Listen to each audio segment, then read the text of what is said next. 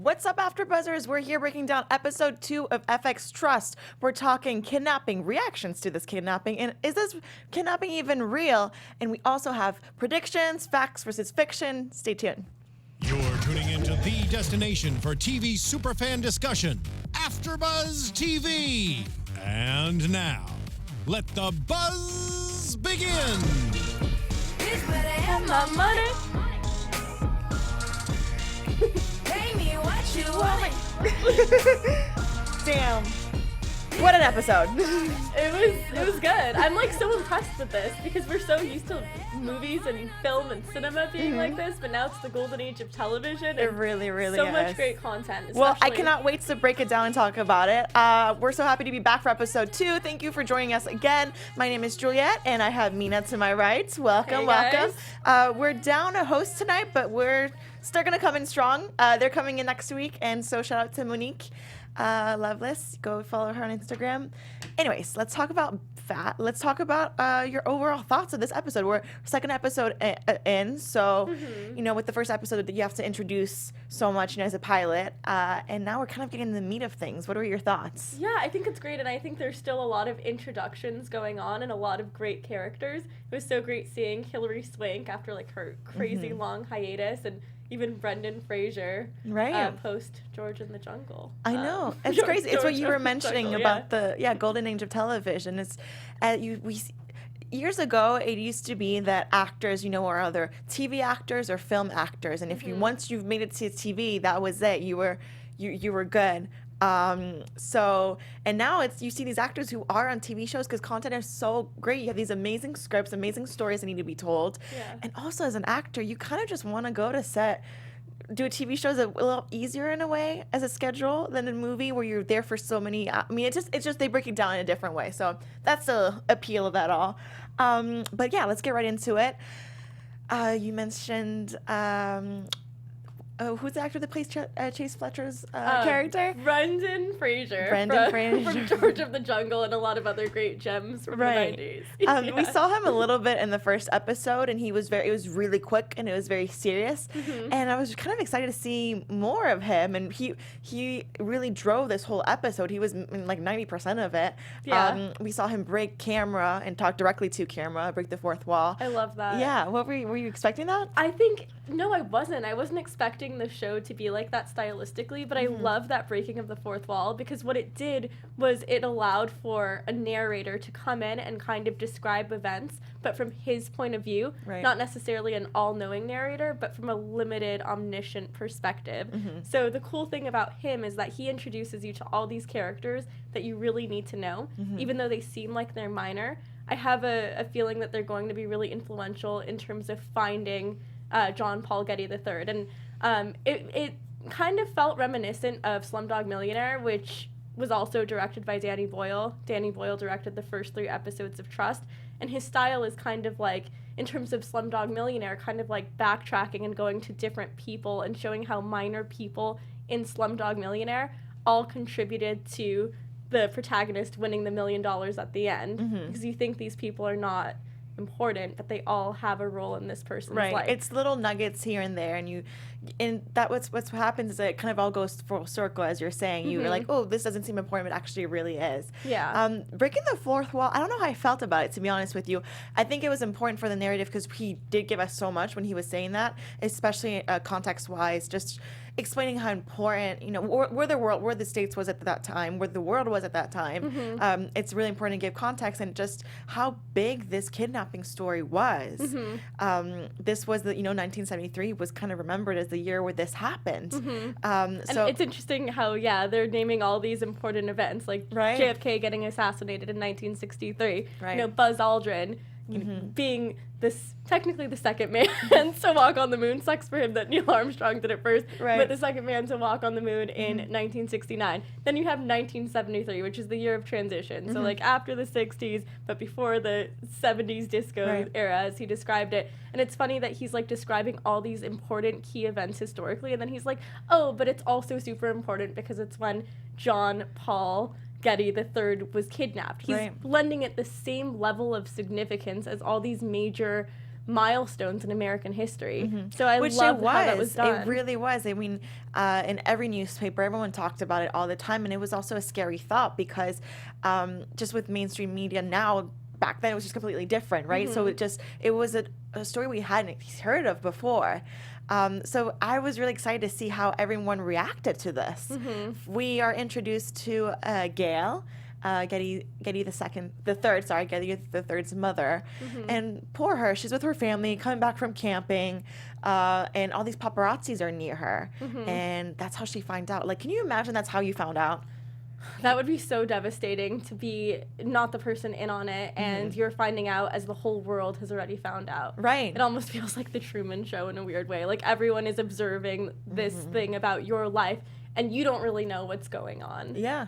Yeah, and I think it's so crazy to be under that spotlight like that, and also paparazzis always shout stuff to get a reaction. So you can see she's very flustered, and she doesn't know how to take it. But right away she calls Paul, her former husband. They're divorced by this time.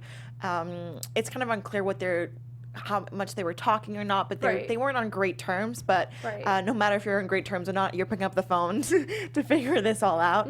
What was your thought about his reaction of this kidnapping, which is like a big deal? You know, I was a little confused at first because I was trying to pinpoint, is he genuinely concerned and shocked, or is he trying to be the next in line for Getty Oil? Yeah, that's what was going through my head. Is he like, yes, he's out of the picture, or are his paternal instincts kicking in where he's like, oh my God, what's going on with my son? Like, I couldn't figure out which way it was going. It was really hard for me to read his intentions, but I think as the story progresses, we kind of see when he's at the bar, he's almost like in denial and shock of what's happening, and he's kind of, in a sense, playing victim, like, you know, all of us had to be named after Getty, and this happened, and my son was this. Like, it felt very, you know, self-pitying. It did. Even though he's not the one who's the victim here. But it was interesting to see him react to that because, as you're saying, it was two-sided. He seemed stressed about the whole situation, but you didn't know what the intention was. Right. Like, what was motivating the stress. He clearly didn't want Gail to call Getty because that just makes things worse in his mind. Yeah. He doesn't think Getty's going to help out, and he thinks it's going to tarnish his reputation that he has a son who's put him in this predicament. Right. So I thought that was just really crazy. Yeah. to sum it all up. But I mean, I think you actually finally see the paternal instincts kicking in a little bit when he goes to his father's house and he drives past security, doesn't care at all, shows up and says, this is what's happened. But you so quickly see his father turning it around against him and saying, well, if you hadn't shown me that magazine, then I wouldn't have withheld money. And if I never withheld money, he would have been able to pay off the debt. And if he was able to pay off the debt, then he would have never been kidnapped in the first place. And it's just like all these series of events where it's like, well, that's not how life works. Like, everything is a series of like little incidents. If one thing was tweaked, it could affect everything. But that's not to put the blame on the son. It was so crazy. It showed a lot about Getty's character because, the fact that he was able to say that, like, his poor grandson is kidnapped. Right. His father's probably freaking out. We don't really know, again, his intentions, but yet you're putting the blame on him. It kind of goes back to what we've been saying, or what these characters have been saying, that he was not the nicest person to have around, Mr. Getty. Understatement of the year. For sure. Is there anyone to blame, though, in this scenario? Do you think that there should be blame placed on anyone for this incident happening? Or do you think it's kind of like an unfortunate circumstance that happened because of the way everything played out? I definitely think it's I think no one knows, and even we'll talk about this a little bit later in our news section and our fact versus fiction section, is that there's no real answer. A lot of this is like he said, she said. So I don't know if I can answer that because I generally don't know. I generally don't. But you know, someone who does know a few things or two. I have a feeling. You have a feeling? Maria Menounos, yes, our favorite, the founder of AfterBuzz TV. And the reason we say she might have an inkling or know a lot more than we do is because she has this amazing new podcast. I'll get to that in just a second. But if you want to have fun, learn, and grow in all areas of your life, I highly recommend you check this podcast out. It's called Conversations with Maria Menounos, and it is amazing, you guys. It actually drops every Friday on iTunes, and Conversations with Maria Menounos features celebrity and influencer interviews along with secrets and tips on how to be better in all aspects of life.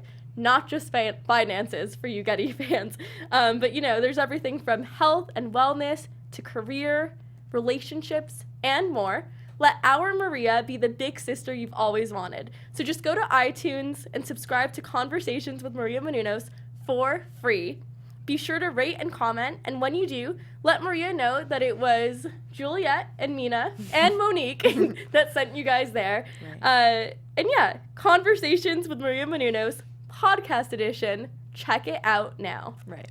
So much great content to be seen. And as Mina mentioned, tell her she's our boss. So I want a gold star, please, guys. Yeah. I want her to be happy and proud. That was the best part about elementary school, was getting that gold star and like the little things. Like, we need that validation. So yeah. Please. So as we see, look, we've talked about how everybody's kind of reacting, and I think everyone's emotions are just going to be really heightened, and throughout we're going to have to see this play out. And right off the bat, Gail, Getty's mom, is really concerned, rightfully so, and she doesn't even blink and think this is fake. Versus her husband or boyfriend. It's kind of unclear about their relationship. I was trying to look that up. I didn't find much information.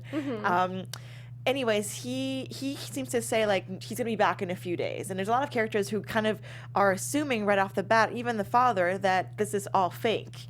And I think that's very telling, because I think part of it has to do with the relationship between the son and everyone around him. But another part of it is, like, maternal instincts versus, the men in his life that just see this repeated pattern. Right. And assume... drugs and, yeah. Yeah, like, I mean, from a logical perspective, I mean, if I was only ruled by logic, I would assume the same thing. This is a repeated pattern. Why should I think any differently? But as a mother who has a high level of emotional investment in her own son, I would think, no, this isn't my son. This is really out of character. And even though he's done things that may be similar, he would never do something to this degree. There's no way. So it's really interesting to see kind of, the different schools of thought between the mom, the dad, and then also the stepdad. Right. And then so Chase Fletcher, we see him walking around all around Rome, interrogating a bunch of people, and he doesn't go unseen. You see him with a big cowboy hat, that thick Southern accent, and he also walks around with a load of cash.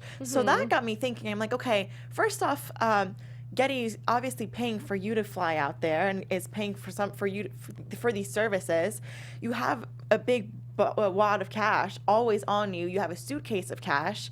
So it kind of gave me more, maybe not understanding, but I was like, listen, it seems that at least in the movie All the Money in the World, it seemed like Getty didn't want to drop a dime out of this. But that doesn't seem to correlate. Yeah, that's what I thought was so weird too, is that he's willing to have his head of security do all these things and give him this much money when, like, it's so weird because he's being portrayed as extremely frugal. Right. That's a nicer way of saying cheap, because let's face it, he's portrayed as being extremely cheap and stingy in this show. But then he's willing to give his head of security literally all the money in the world to do, and he's giving him free reins. He's not telling him how to spend it. He just wants the job done in whatever way possible.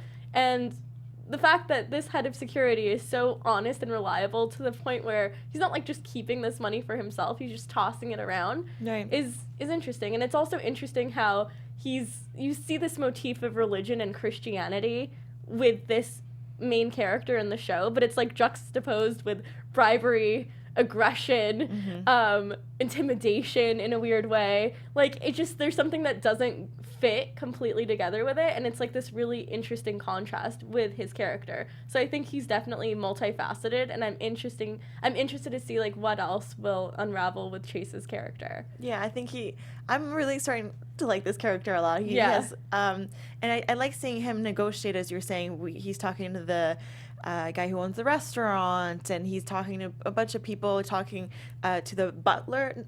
No, what was it? Not a butler, the hotel guy. The bellman. The bellman, thank you. And he's just, it's funny because there's a moment in the episode where he seems to think that this is going to be really easy, that he has this all figured out, right? And you even have Gail who's talking to her children like, oh, we're going to pick up Getty, and they think it's over really, really quickly because he thinks he's on to it. Right. Were you shocked by that, or did you think that, why? Like, were you shocked by the fact that they thought that this was going to get solved so quickly when we know that it didn't? I mean, I think they come from the school of thought, like, if we have money and resources, anything is possible. Right. But they don't realize that money doesn't get you everything. I know. And I think they're so used to having everything handed to them right away, especially with the grandfather just getting everything he wants, that he thinks, oh, as long as I have the resources, Right. I snap my fingers, I get everything on a silver platter. Things are a little bit more complicated and layered than that, and I think they're realizing it's much harder. Like, he's going to every single person in Rome and having difficulty figuring that out. I wonder if there is any sort of language barrier that maybe wasn't addressed on the show. Maybe. I mean, that is a good point, but I think it's more than that. I think it's more about, like you're saying, that they think that money's going to get everything.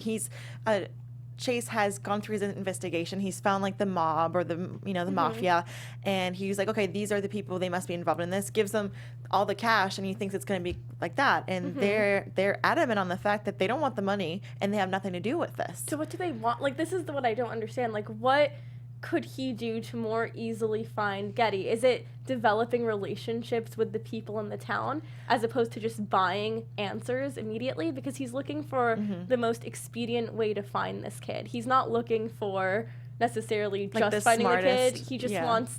He's looking at what's the fastest way to get there, what's the shortcut, and that's why he's throwing around all this money. But I feel like that kind of diminishes its value when it's so readily handed out in a way. I think that's a great point, and I think that because this is at the time, Getty is the richest man ever. No one has been ever. He is the richest, right? So there's so much power that comes with that. He's known globally.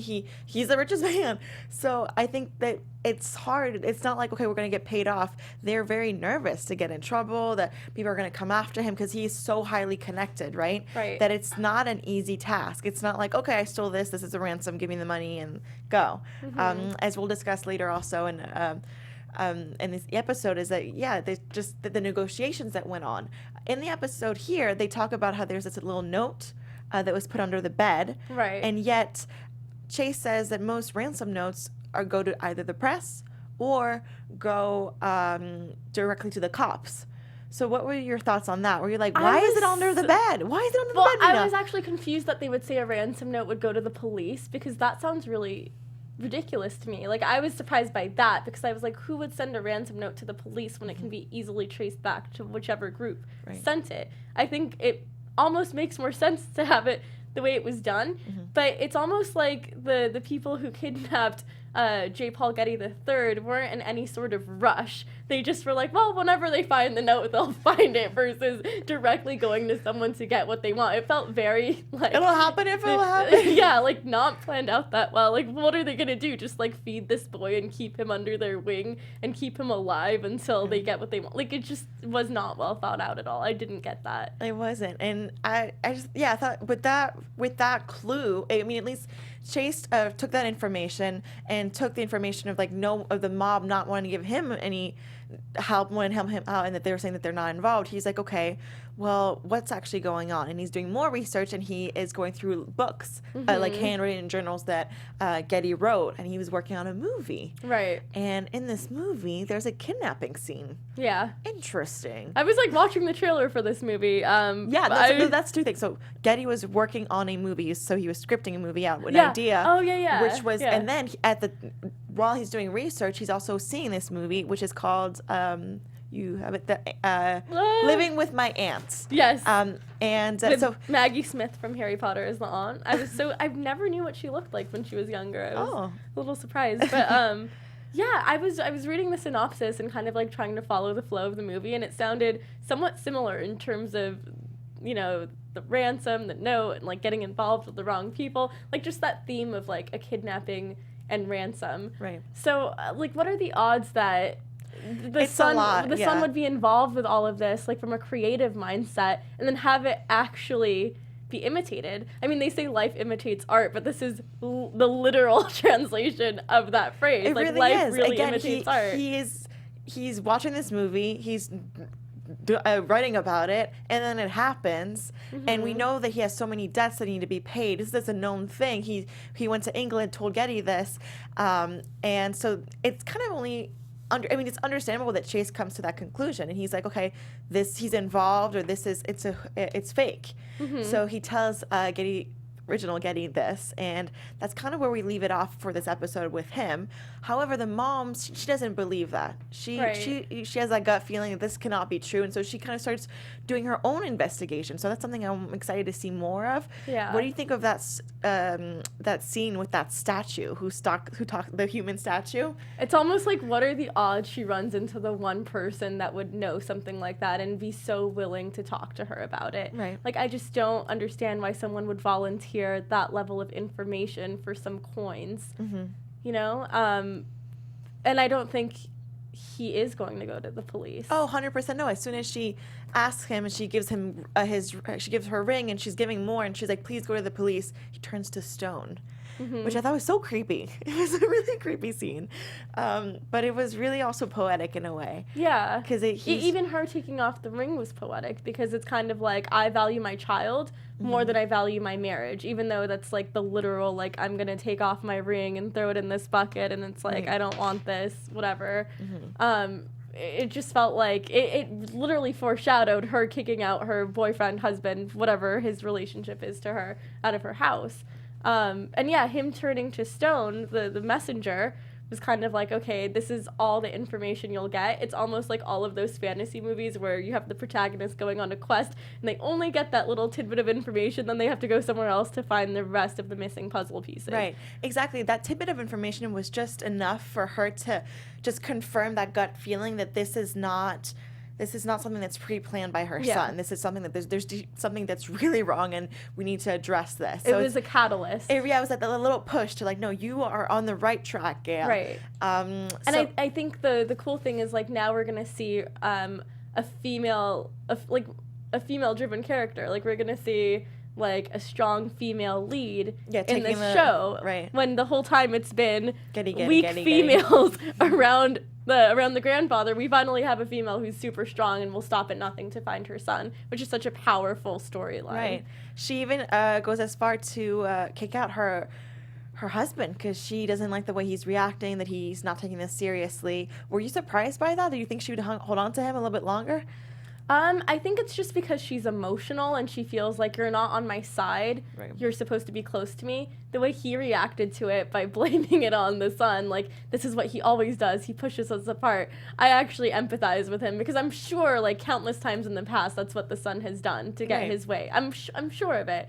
But what? A mother's going to side with her love versus her son and her blood? I can't imagine that. Right. And I think it's a known fact that also Paul, so her first husband, wasn't really kind to her either. And I was like, come on, Gail, like, you need to learn, like, you haven't learned from this. But then I was really happy that she's like kicking him out, or she's at least putting her foot down. So I'm like, okay, good for you, Gail. Yeah, but I feel like her first husband, like, the excuse, Getty. not that this should be an excuse, is that he had a drug addiction and that made Alcohol. him not the best father, not the best spouse, because he had his own issues that he was battling. Right. Versus, I wonder, like, what more there is to her husband now, because I feel like he might was drinking be an a lot in interesting... this episode. He was drinking, he was pouring her drinks. Like, there's a lot of drinking involved. Yeah. There really is. There is. I mean, she deserves a drink, to be honest, as well.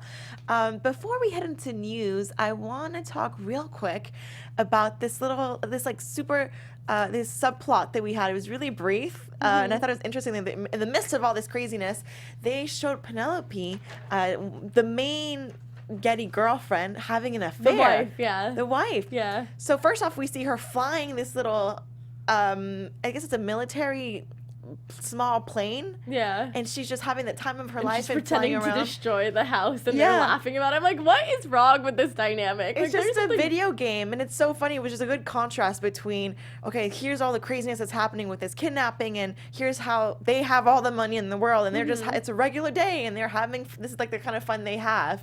What do you think of that scene?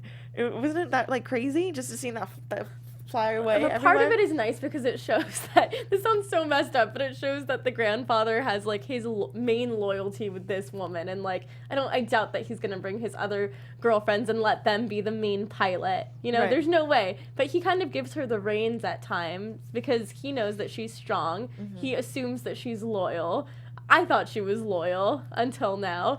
But yeah, I don't think he deserves her loyalty when he's doing this to her. The only difference is that he's transparent about it. If she were to be transparent, that would be it for her. Exactly. Just it really showed more about this dynamic where he's like open and has so many girlfriends, and he'll call out and there'll be a dinner and he'll be like, you 20 minutes, you like calls out for just to have sex with. It's so patriarchal, but it's just, it shows how it was in 1973. Like this. I don't know if it's a 1973 thing. I think it's Paul Getty thing. To but be honest also with like you. I can't imagine that happening now. I say that, but then you have Hugh Hefner and the bunnies. They have and, Hugh and he has Hefner, his like main buddy, and then Candyman, like all these like famous.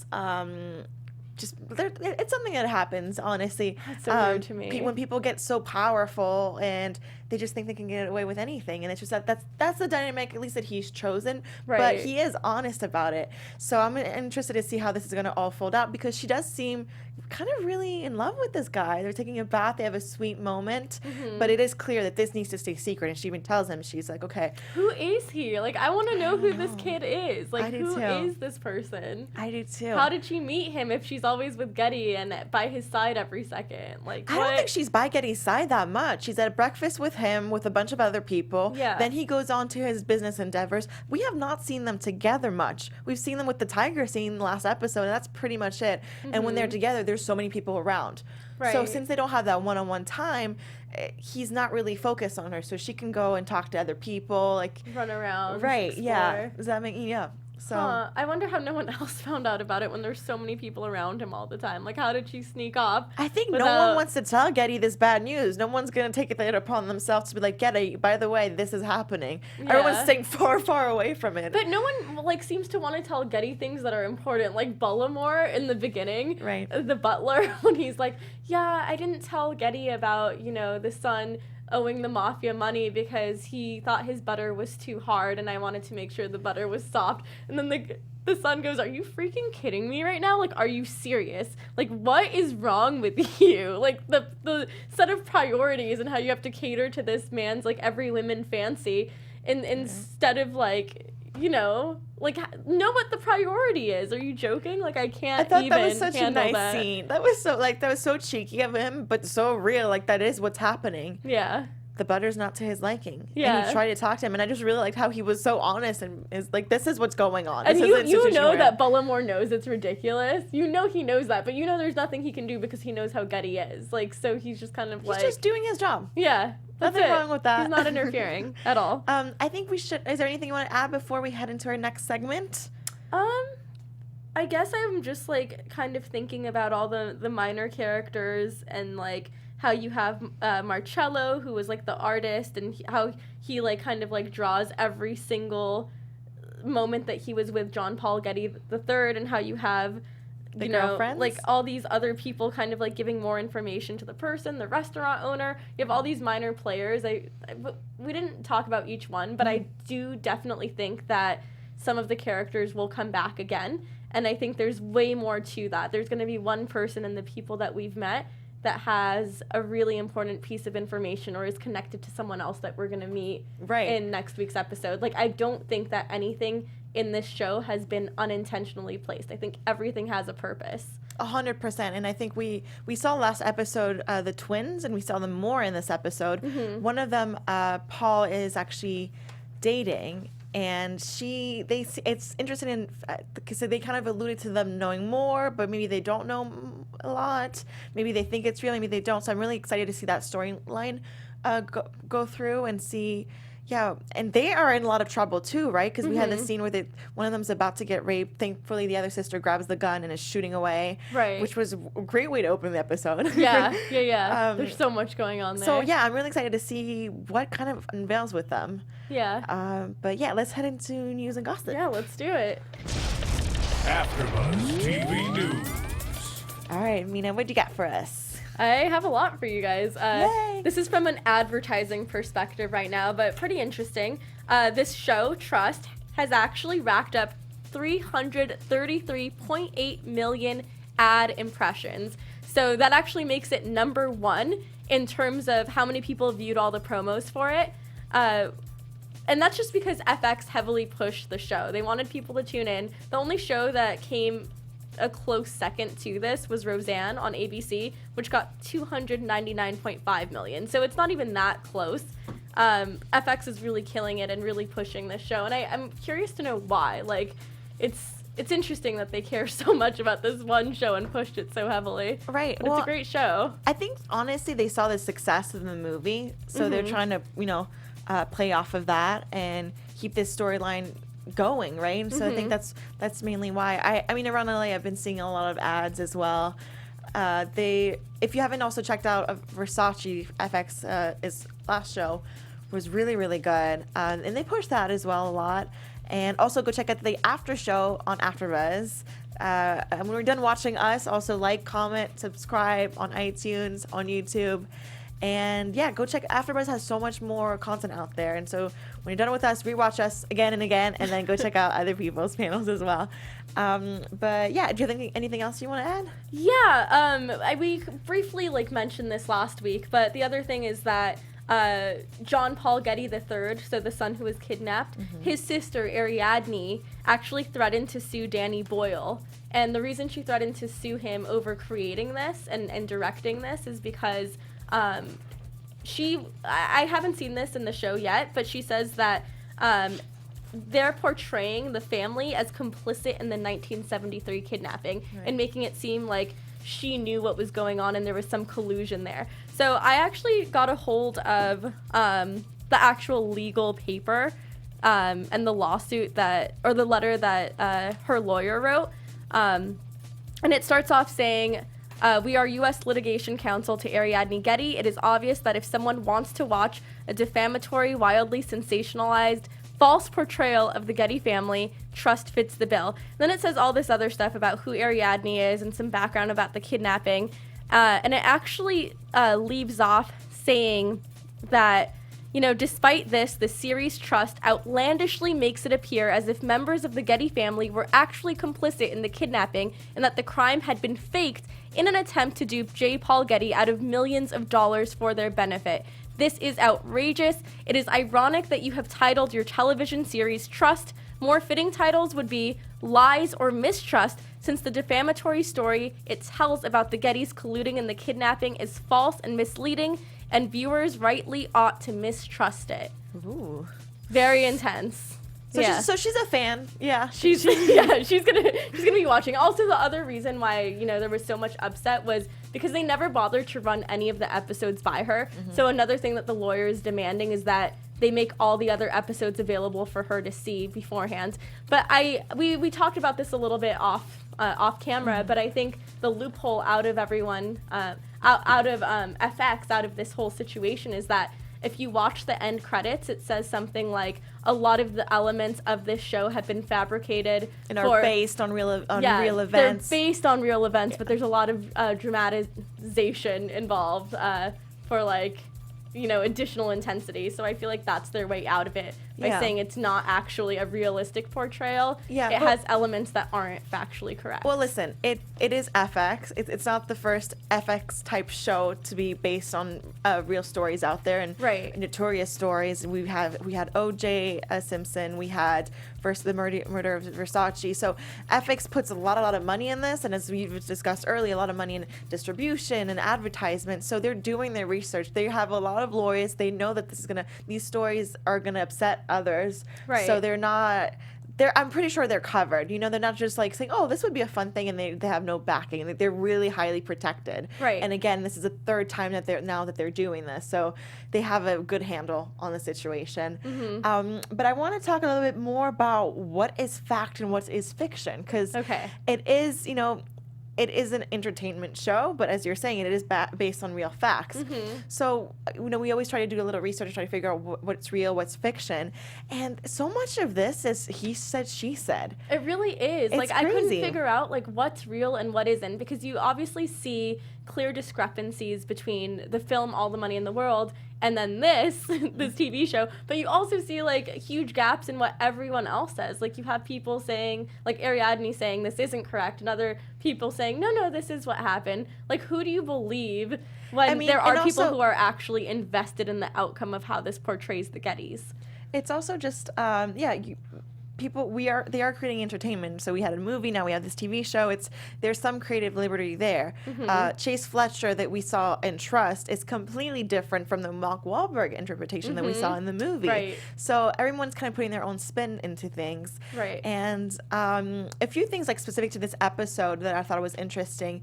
In the episode, the mom Gail, right off the bat, she believes that this is a kidnapping. Right. In real life, she over the phone she reportedly thought it was some sick joke. She didn't believe it for the first few seconds. They didn't play out this storyline because I don't think they really needed to, because they had enough people who didn't believe it, and it kind of took away from her main thoughts, right? Because she after a certain time she realizes, oh no, this is actually really happening. So there's no point for them to go through that storyline. But I thought that was interesting because then you don't really see the closeness and her love as much if they were to play that up. Right, exactly. Getty refused to pay the ransom, and he did that press release we saw in England. That actually really did happen, and that was his whole thought process, is that he has so many grandchildren, and if he goes out and pays a ransom for one of them, then so many people are going to show up and be like, hey, I need a ransom from this person, and everybody's going to kidnap, and he is going to be out of money. So that makes me think, like, the fact that in real life he actually did that press conference makes me believe that Getty really did think that there was a kidnapping, really didn't think that the grandson staged this, because why else would he do that if he thought this whole thing was staged? I don't know, because I think it's a way to tell, like, we don't negotiate with terrorists, basically. Yeah. He's telling the whole world, like, you're not getting a penny from me. It is really smart to do it that way. At first you think, wow, like, this person is really stingy, but from, like, a strategic standpoint, it makes him vulnerable to everyone else who would do it. Exactly. So it and is also we smart see thinking. that we also see that he's giving, as we talked about at the top of the episode, he's giving Chase Fletcher a lot of cash to go through this investigation. And so they it's kind never of a showed front. that in the movie. That's It's kind of a front, yeah.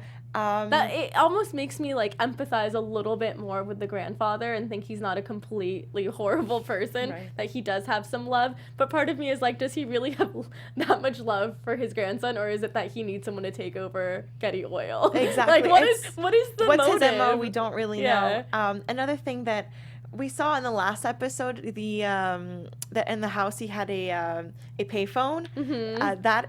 That's true. Mr. Getty had an actual payphone, so he was cheap. Like, it's hard to tell if he really was going to pay, if this whole thing was a front that he didn't want to give a cent or not. But he was kind of cheap that he wanted his guests to not use the phone for free. That shows a lot about the character. It's so crazy. Like, you live in a giant mansion. Come on. Maybe that's how he sustains his wealth.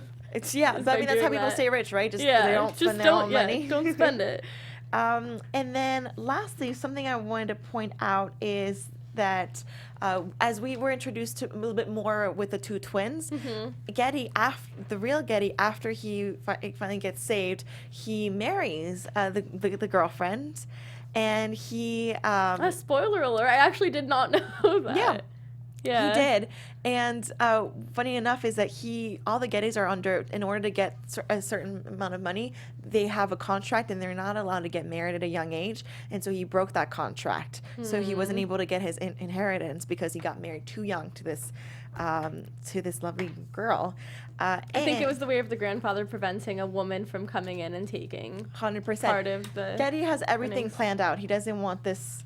He wants to keep all his wealth, all his family really, really close to him. He doesn't want this to go down. In the episode, we also saw we saw that he was referred to as the golden hippie. Yeah, I saw that. Yeah, the golden hippie was actually what people in the newspapers, people called him the golden hippie because he was this hippie with so much money. And so I thought that was cute that they were bringing back that reference. Oh, I thought it was like his hair and like him being like the golden child. No, yeah, I mean a little bit of that, but mainly it's just that he is a hippie who has a lot of gold, Yeah. quite literally. So I thought that was really, really cool. But I think that pretty much sums it up for this episode. Thank you guys so much for checking it out, sticking with us. Thank you for the live chat. If you're listening on demand, thank you. Leave us a comment on iTunes. Go on our YouTube, leave a comment there. Give us some thumbs up, some stars, the whole thing, right? Yeah, Mina? let us know what you think about the show in general. Like, what are your favorite parts? What do you like about which character is being portrayed? Who's your favorite character? Like, just let us know your overall thoughts. We love engaging with you guys. And you know what? Actually, before we wrap up, because I want you guys to comment as well, we have to do predictions, Mina. Let's do predictions. Yes. Okay. And now, your AFTERBUZZ TV predictions. Ooh, predictions. Da-da-da-da. So, what do you see in the foreseeable future? What are we seeing in episode 3, Mina? We did get a quick glimpse of, like in next week's episode, it's going to be like more heavily focused on the actual kidnapping and Paul's relationship with the kidnappers. So I'm curious to see how they treat him. If any of them are going to be nice to him, kind of like how in the movie All the Money in the World, it showed that he had like one friend that was more empathetic to him. I just want to see the dynamic between him and the kidnappers. And knowing Danny Boyle, since this is going to be the last episode of the series that he's directed, I do want to see... I'm expecting to see a lot of flashbacks because he did that in Train Spotting. He did that in Slumdog Millionaire. So we can expect to see a lot of flashbacks of what was going on in Paul's mind before the actual kidnapping. Maybe something from his childhood, some like memories that have been brought up to the forefront. I feel like we're going to see a lot of that. Right. I think it's going to be interesting to see how they play this whole narrative out because we're really in the midst of things where the kidnapping has happened. There was a lot of events that led up to him being freed, but yet a lot of the story's already been kind of told. You know what I mean? So I think it'd be interesting seeing them, how they're going to do that, the back and forth, the flashbacks. Right. So yeah, I'm really excited to see that as well. I'm also excited to learn more about these characters. I want to see more of Chase. I think he just overall entertains me. But then my favorite thing about Chase is that he always has the best quotes. Like I wrote down a bunch of them, but one of my favorites was, well, this one actually wasn't even from Chase. This was from John Paul Getty II. So the son of the grandfather and then the father to the kidnapped son. He says, when you have everything you can dream of, what do you value? Which resonated so much with me. I feel like that's a quote that applies to like probably the entirety of this series. Like what is being valued, like who values what. I think it shows a lot about you. So I'm curious to see like in next week's episode, like what are the things that people really value? Like what are their triggers? What will they hold on to most? And what will they give up for their main goal? Like that can tell a lot about a person. Like what are they willing to sacrifice and why are they willing to sacrifice it? Like what is their long-term objective? Right. My other prediction is I'm hoping we're going to see more about these the twin sisters. Get to know their relationship with Getty prior to the kidnapping, and then their whole involvement because they know some key information. They have to, right? We see them in the beginning in the situation that's very delicate, where things are going down. There's guns. There's attempted assault. So I'm really excited to get more into those characters. And it felt like they were withholding a little bit with Chase, right? Did Exactly. you feel that? And we also might have a little surprise for you guys next week. That's all I'll say about that. But you better come back and check it out because it's going to be very exciting. It's going to be very, very exciting. Can you tell the people where they can find you in the meantime? Yeah, hey guys. Again, my name is Mina Wahab, and you can find me on Instagram, Twitter, at Mina Makes Magic. Ooh, okay, great. You can find me on Instagram at Bonjour Juliet. Make sure to go also follow AfterBuzz on Instagram at AfterBuzz TV. And we will see you guys next week. Thank you. Thanks. From executive producers Maria Menounos, Kevin Undergaro, Phil Svitek, and the entire AfterBuzz TV staff, we would like to thank you for listening to the AfterBuzz TV network. To watch or listen to other after shows and post comments or questions, be sure to visit AfterBuzzTV.com. I'm Sir Richard Wentworth, and this has been a presentation of AfterBuzz TV. Buzz you later. The views expressed herein are those of the hosts only and do not necessarily reflect the views of AfterBuzz TV or its owners or principals.